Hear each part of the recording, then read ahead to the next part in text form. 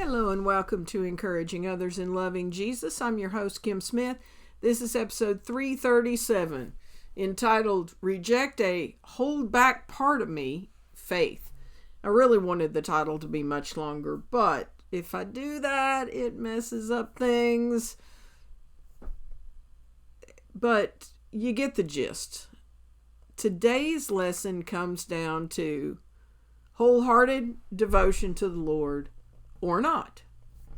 Because there's not any other choices. Like either you are all in and he has all of you, or he does not. Because even if you hold back what you consider tiny part of yourself, you are still not all in. And that's what we see in today's story. So we've been making our way through primarily lately the southern kingdom of Israel. So setting it up again, we have King David of Israel. King David rolling along, golden era of Israel. Hands it off to King Solomon. Solomon does well at the beginning, and then Solomon only did well at finding wives upon wives upon wives upon wives. And God said, kingdom's going to split. Kingdom split. The southern kingdom fell under Rehoboam, which was Solomon's son, and the northern kingdom under Jeroboam, which was one of Solomon's officials that ended up God's choice for the northern kingdom. Northern kingdom made up of 10 tribes of Israel. Southern kingdom made up of 2. Even though you don't hear about Benjamin much, southern kingdom was made up of Benjamin and the tribe of Judah. And with the southern kingdom, you have ups and downs. You have pretty good kings. You've got really bad kings. You've got really good kings that end badly. You've got a really, really, really bad king that ended well. Like, we've got the roller coaster effect. And we just came off of King Joash of the southern kingdom. And he did very well while he had a mentor. While he had Jehoiada the priest watching out for him, telling him what to do, like making sure that the kingdom was pointed back to the Lord of Heaven's armies. But when Jehoiada died, Joash kind of lost it in the fact that he listened to a group of people who he should have never listened to, made decisions he should have never made, and then when Jehoiada's son confronted him just as he should have done, Joash went along with the public opinion and had him killed. And that didn't sit well with some of Joash's people, and they eventually had him killed. And that comes into play in today because the next on the throne of Judah was one of Joash's sons named Amaziah. And one of the things that we learned very early on that he did was have the 2 men who assassinated his father, he had them killed. So we're going to focus our devotional thought for today on verse 2. But we're going to read 1 through 12. Next week we will pick up with verse 13. We'll go, about 5-6 verses at that time. And we will really see fleshed out what we are talking about today when it comes to Amaziah. Because sadly, Amaziah, at the end of his life, he definitely could have been known for a hold back a part of me kind of devotion that led to disaster. And that's what I want to make sure that you and I do not have as our life legacy. And so let's look at Amaziah and look at these first 12 verses, and they're not all on point. We vary in what they're talking about. So we'll just follow along. We'll come back to verse 2 because we're going to find out that sadly this could have been the headline on his tombstone. Yeah. Amaziah was 25 years old when he became king, and he reigned in Jerusalem 29 years. His mother was Jehoiada from Jerusalem. Amaziah did what was pleasing in the Lord's sight, but not wholeheartedly. Hold on to that thought. Verse 3, when Amaziah was well established as king, he executed the officials who had assassinated his father. However, he did not kill the children of the assassins, for he obeyed the command of the Lord as written by Moses in the book of the law. Parents must not be put to death for the sins of their children, nor children for the sins of their parents. Those deserving to die must be put to death for their own crimes. Then Amaziah organized the army, assigning generals and captains for all Judah and Benjamin. He took a census and found that he had an army of 300,000 select troops, 20 years old and older, all trained in the use of spear and shield. He also paid about 7,500 pounds of silver to hire 100,000 experienced fighting men from Israel. But a man of God came to him and said, Your Majesty, do not hire troops from Israel, for the Lord is not with Israel. He will not help those people of Ephraim. If you let them go with your troops into battle, you will be defeated by the enemy no matter how well you fight. God will overthrow you, for he has the power to help you or to trip you up. And that was my second possibility for a title today. Didn't go with it, but it's one that I like. Verse 9, Amaziah asked the man of God, But what about all that silver I paid to hire the army of Israel? The man of God replied, The Lord is able to give you much more than this. So Amaziah discharged the hired troops and sent them back to Ephraim. This made them very angry with Judah, and they returned home in a great rage. We're going to find out about them next week. They do not go quietly into that good night. Verse 11, Then Amaziah summoned his courage and led his army to the Valley of Salt, where they killed 10,000 Edomite troops from Seir. They captured another 10,000 and took them to the top of the cliff and threw them off, dashing them to pieces on the rocks below. Well, that's quite a picture to end on there. That was part of military battle. It's ugly, and it's not something we're going to go into in detail, but sadly, that is part of the cost of being, in battle and the Lord not being on your side. And so, let's tiptoe back to the phrase, God will overthrow you, for he has the power to help you or to trip you up. So, I really did. I really thought about going down this road, and I want to at least venture a peek into this territory, because as we look back at verse 2, that Amaziah did what was pleasing in the Lord's sight, but not wholeheartedly. Like, he's in dangerous territory, because it's obvious that if he did what was pleasing to the Lord part of the time, that he knew right from wrong. Like, he can't plead ignorance. He can't plead that he doesn't understand. And when he is confronted by the man of God saying, you need to send back the troops to Israel because God's not with Israel at this time.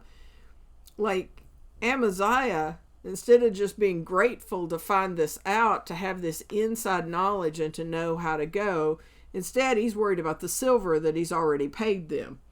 And so you can already see that his heart is not wholeheartedly devoted to the Lord. And it gets much, much worse as we go along. Like the fact that it says that he did what was pleasing in the Lord's sight.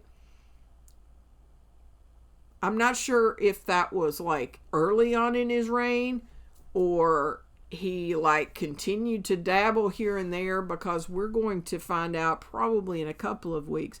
We're going to read a story about him where you're just like, really, Amaziah? Like, there's nothing in that story that is pleasing in the Lord's sight. Like, have you really lost it that much? But that's the thing about compromise. Like, you give an inch and you are just asking for trouble, because he wasn't all in with the Lord, and as a result, it shows up in so many different ways. It shows up in the fact that he thinks that the battle plan is on him.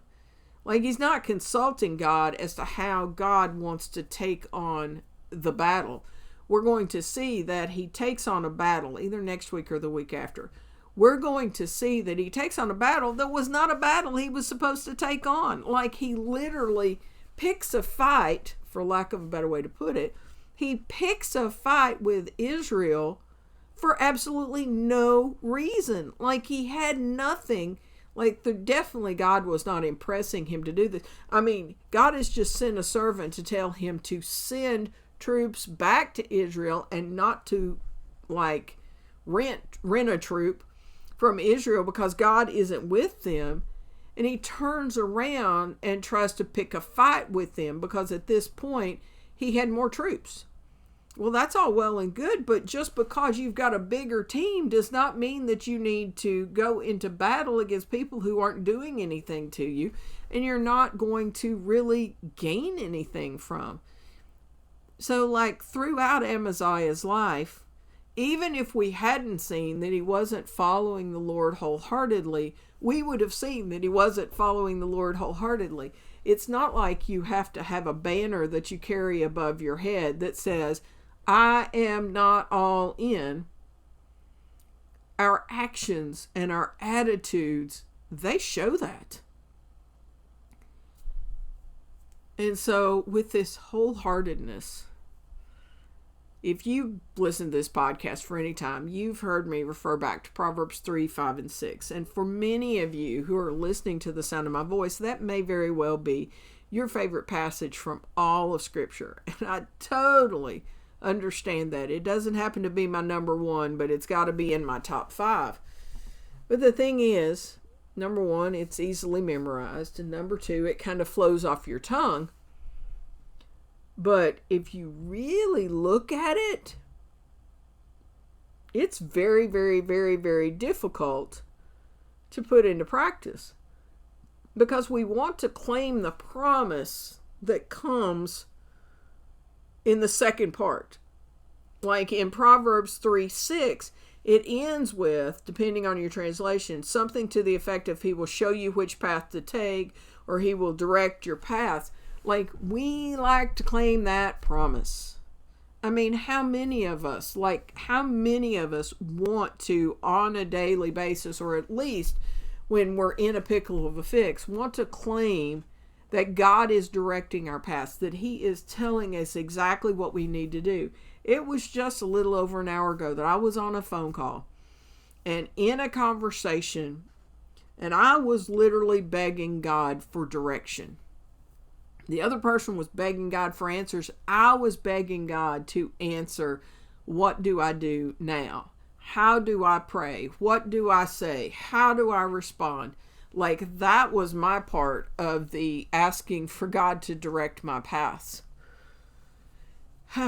But that promise that is at the end of verse 6, it only comes if we do the first 3 parts of 5 and 6. So what are those first 3 parts? Well, the first one goes perfectly with Amaziah. And so we will see very quickly that Amaziah could not claim that God would show him which path to take, at least not on the regular, because we've already seen that he was not wholeheartedly following the Lord. So Proverbs 3:5, it says, trust in the Lord with all your heart. How much of your heart? All your heart. Now that sounds good, but let's flesh that out. What does that mean? That means all. That does not mean when I feel like it.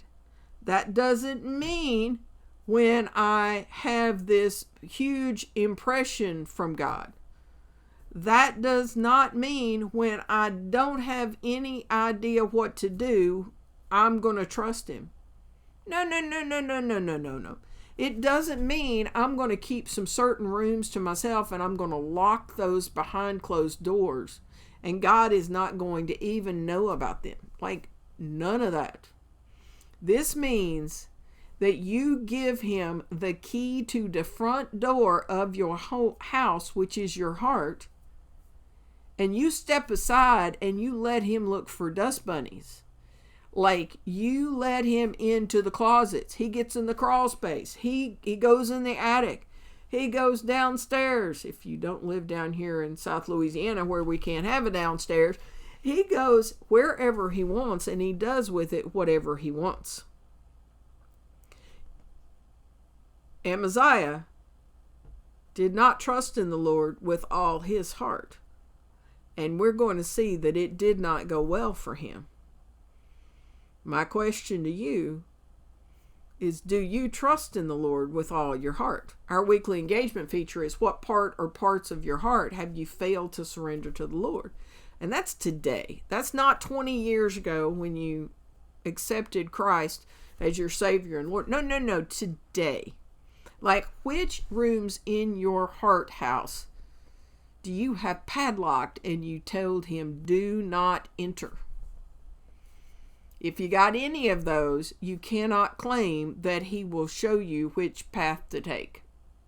Okay? First part, you've got to trust him with all your heart. Second part, do not depend on your own understanding. For some of us, this part is every bit as hard as the first part. Because how many of us think that we can think our way around obstacles? Like, we know that we're not all-knowing, but we surely don't act like it. Like, we try to figure out, why does so-and-so act this way? Why does this? Why didn't this work out? Why? Like, we spend so much time trying to figure things out instead of faithing it out. Instead of trusting that God really does have a plan, and he can use even what Satan intended for evil and accomplish good. And I needed that reminder this very moment. I don't know who else within the sound of my voice needed that reminder, but I'm going to tell you right now, I am here to testify that I needed that reminder. I needed the reminder that what Satan intended for evil, God can use for good. So that when my own understanding of a situation is, which is kind of where I was a little while ago today, where it just does not look good and it just looks dark, that God can take even that and accomplish his purpose and plan in a way that I could not ask or imagine. And I'm going to trust in the Lord with all my heart, not only for my own stuff, but for the people that I love the most. I am not going to depend on my own understanding, because I don't understand every nuance of this situation. I don't understand how to, quote, fix it. I do not understand how to reach this heart. But God does. And then the next part, the third part to being able to claim that he will show you which path to take, is you have to seek his will in all you do. So we've already seen from Amaziah that he did not trust the Lord with all his heart. And we know from the next section down that he depended on his own understanding, because he was going off to war half-cocked, as they say. Like, he had not consulted the Lord. He had not had a conversation with him. God just decided to bail him out just in spite of himself. And then the third part is seek his will, seek God's will in all he does. Well, we know that if he's not following him wholeheartedly, and we see from his decision making down here that he is not seeking God's will in all he does. Like, we know he's about to march off to war, and even when the man of God comes and tells him God is not with the people of Israel, and if you take them into battle with you, you're going to lose. Even then, Amaziah is like, but what about the silver? Like, instead of thank you for telling me, like, you're saving my life and the lives of my people. No. He's concerned about the silver. And so seeking his will in all you do. So first you got to trust him with all your heart. All the rooms in your heart have to be wide open for him to do a garage sale, to do a move in, like whatever he wants to do. And then you don't depend on your own understanding. It doesn't mean you don't make plans, but you need to make plans as you trust in the Lord with all your heart. And then you need to, number 3, seek his will in all you do. Like if you're only trusting in him because you think it's going to get you some sort of magic circle, like whatever in the world, your brass ring, whatever it is that you think you've just got to have. Like this is a trust him with all your heart, lean not on your own understanding, and then seek his will in all you do. Like that may be, honestly, it could possibly be the hardest part of the 3-part equation here to get the answer that he will show you which path to take. You've got to seek his will in all you do. That means it's not just about you.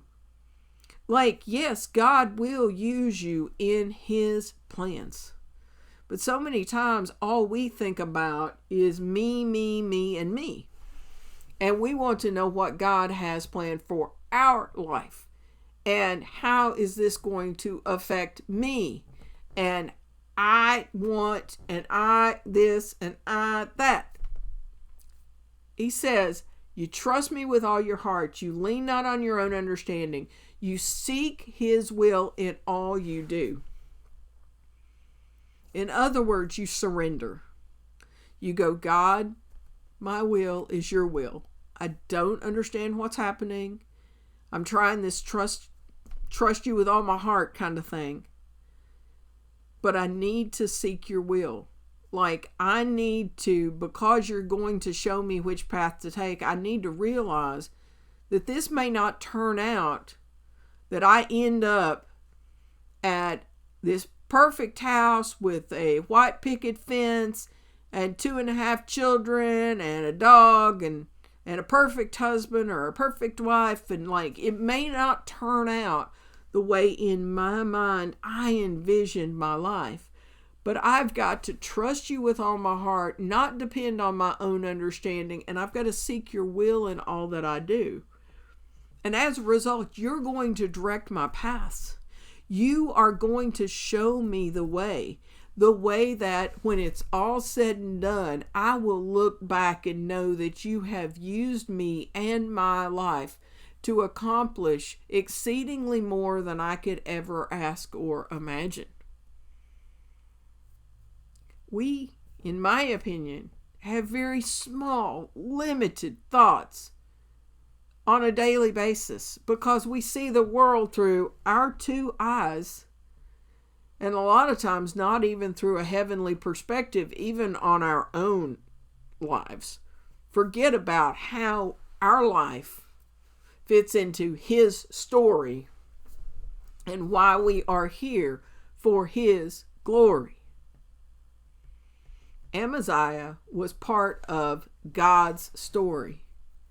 But because he was not all in, because he held back part of himself, instead of being a bright light that others could follow to God and to God's purpose for their life, he's more worried about the silver. And as we're going to see next week and the week after that, it doesn't go well for him. He doesn't make wise decisions because he's not trusting the Lord with all his heart. He's depending upon his own understanding, and he is not seeking God's will in all he does. He's seeking his will. He's seeking his glory. He's seeking to like expand the nation so that he can like be in charge of more. He's on a power kick at one point. And I hope we all learn from Amaziah. You may not remember his name, but just remember that you do not want to follow in the footsteps of the hold back part of me guy, because that's what he did. Can you reject the hold back part of me faith and like give God all of you? I surrender all, not some. Not I surrender some. I surrender today, but not tomorrow. I surrender only what I want. I surrender everything, but no, I surrender all. All to Jesus I surrender. All to him I freely give. I will ever love and trust him, in his presence daily live. Might that be your song today? Will you trust in the Lord with all your heart and not depend on your own understanding? Will you seek his will in all you do? And then, and only then, you can claim that he will show you which path to take. And may he give you the courage to take that path and to trust him with all your heart and not depend on your own understanding, and seek his will in all you do as you walk on the path that he shows you. To God be the glory. Because when I turned on this mic, I had like zero energy. I had just gotten off a very challenging phone call, and my spirit was not flying high in any way, shape, or form. And when God says that his grace is sufficient for us because his strength is made perfect in weakness, I am a testimonial today that God does just that. And as I speak for him, as I do what he's calling me to do, I am trusting him with the situation that I left behind moments ago. I am trusting him to do what only he can do. I'm not going to lean on my own understanding. I am going to trust him to get into the corners and the crevices and to do what only he can do and see what only he can see and accomplish what only he can accomplish for his glory. Thank you so much for tuning in. You can go to the bottom of the show notes and see the QR code. You can go to more of the middle and see our social media, as well as the YouTube channel that this posts on each week. You can get to the link of I want to begin a personal relationship with Jesus Christ. Maybe what I was talking about, like you don't understand that in any way, shape, or form. All you know about is religion. You do not know about a relationship. Well, Christianity is about a relationship, a daily relationship with Jesus Christ. And so you can either reach out to me at encouragingothersandlovingjesus@gmail.com, or you can click on the link below to learn more. We want to see you in his family. We want to see you trusting him with your whole heart. But sometimes that takes some conversation. Sometimes that doesn't come naturally to any of us because we want to trust our own understanding. But reach out.